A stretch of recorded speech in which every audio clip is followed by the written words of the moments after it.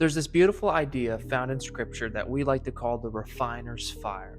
And what that idea essentially is that the testing of your faith, the testing that a Christian will go through in this life, is changing you, molding you into the very image of God. I want you to think about it in this way, and we read this in the Old Testament.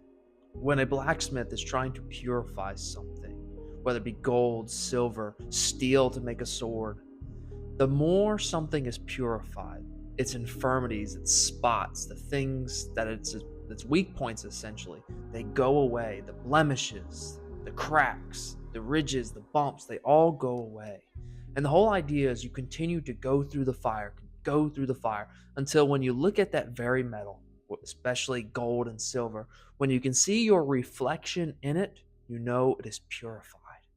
The testings that we go through in this life as Christians, whether it be financial struggles, someone in our family is sick, we lost a loved one, whether it be a spiritual battle, you're fighting lust or an addiction, these trials, these tests of faith, if you endure, and that's the key word there, endure, if you endure through these trials, you will be refined. You'll be molded into the image of Christ. And with every trial that comes your way, you'll look more and more like Jesus.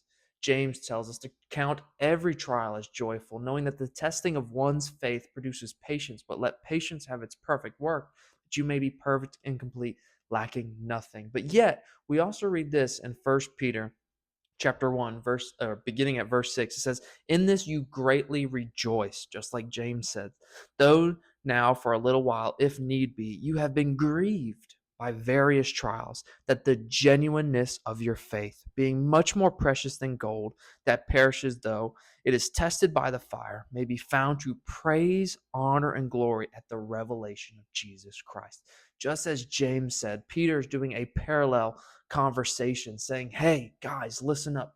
Though you've been grieved by these various trials, know that the testing of your faith is doing good things. As long as you endure, you hold fast to the faith.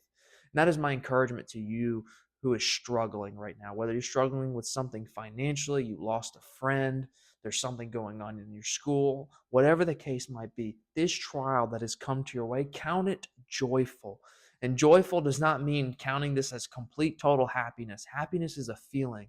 You might feel like the whole world is falling apart. It may suck, but that suckiness feeling that you're going through, look at that as an idea of joy, knowing that, hey, this is hard, but this is going to ultimately change me and change my character to where I am more like Christ. And that is ultimately the goal.